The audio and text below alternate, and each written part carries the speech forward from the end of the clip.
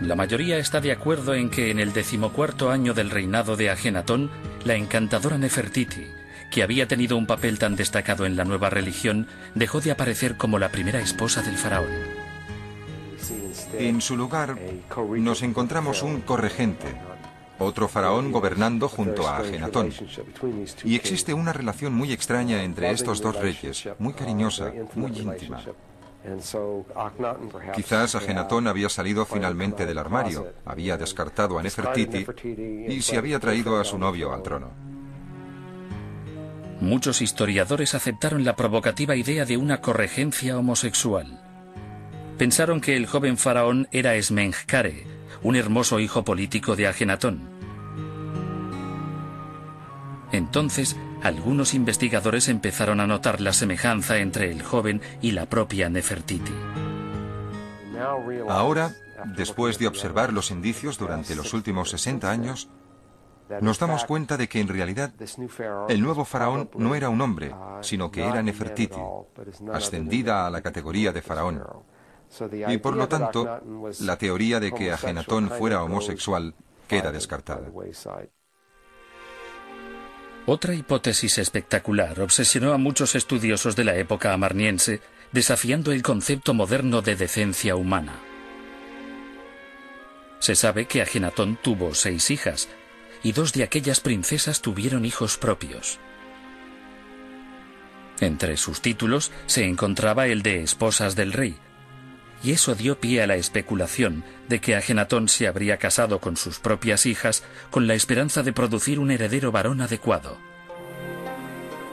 Como egiptólogos tenemos que asumir que las prácticas culturales egipcias eran diferentes a las nuestras. Estamos hablando de un rey divino que trata de emular a los dioses. Y realmente eso era algo normal en la mitología egipcia. Pero muchos expertos modernos creen que los indicios de un matrimonio incestuoso están lejos de ser concluyentes. Tales títulos podían haberse concedido para que las hijas gozaran de una mayor categoría dentro de la política de sucesiones de la familia real. En el 17º año de su reinado, Ajenatón desapareció de la vida pública. Quizás murió o perdió el poder y simplemente desapareció. No sabemos cómo murió. No sabemos cómo murió Nefertiti. Quizás fueron destituidos y asesinados. Quizás murieron de muerte natural. Quizás murieron víctimas de una de las plagas que periódicamente azotaron el antiguo Oriente Medio en aquella época. No lo sabemos. Los años que siguieron en la ciudad del Horizonte están envueltos en el misterio. El siguiente faraón fue quizás el joven Esmenkhkare o la propia Nefertiti, ahora como hombre. Lo que sabemos es que a los pocos años, el joven que llegó al trono era posiblemente hijo de alguna esposa menor de Ajenatón.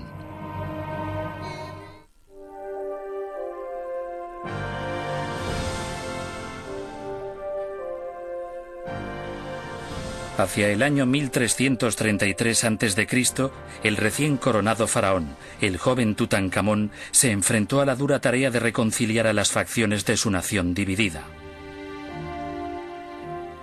Quizás estaba emparentado con Ajenatón, podría incluso ser su hijo, pero su lealtad familiar no se extendió a Atón. Imagino que habría algún grupo de presión acechando entre bastidores. Quizás los viejos sacerdotes, especialmente los de Amón. Había que hacer algo. Tutankamón abandonó Tel el Amarna relativamente pronto. Y creo que este es el quid de la cuestión. Alguien se dio cuenta de que la ciudad estaba maldita, tenían que abandonarla, y esa fue la señal, en cierto modo, de que todo estaba cambiando, de que volvían al viejo orden de las cosas. La corte real se trasladó a Menfis, capital del Bajo Egipto. Se reabrieron los templos a lo largo de todo el territorio. Los campesinos volvieron a implorar a Hathor que les trajera buen tiempo, y Anubis reclamó su lugar a la entrada del reino de los muertos. La gloriosa ciudad del Horizonte se convirtió en una ciudad fantasma. Los grandes palacios fueron destruidos, sus tumbas vaciadas. Para los egipcios debió quedar muy claro que Ajenatón no había gobernado, según la Maat, por mucho que lo dijera. En realidad solo había subvertido el orden correcto del universo. La herejía de Atón fue tan denigrada que un faraón posterior, Horemheb, y sus sucesores arrancaron el rostro de la mayoría de las imágenes de Ajenatón y borraron su nombre de la lista oficial de reyes. Las ideas de Ajenatón fueron totalmente abandonadas. Y cuando alguien se refería a él, lo hacía en términos despectivos. El enemigo Ajenatón o el rebelde Ajenatón. Nunca más le volverían a llamar por su nombre.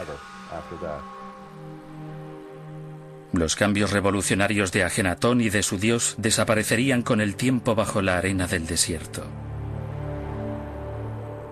Cuando te sitúas al oeste en el horizonte, la tierra se queda a oscuras como los muertos. Los leones salen de sus madrigueras. Las serpientes muerden. La oscuridad reina. La tierra permanece en silencio. El atonismo desapareció completamente porque se había adorado a Atón a través de Ajenatón. Cuando Ajenatón murió, se terminó.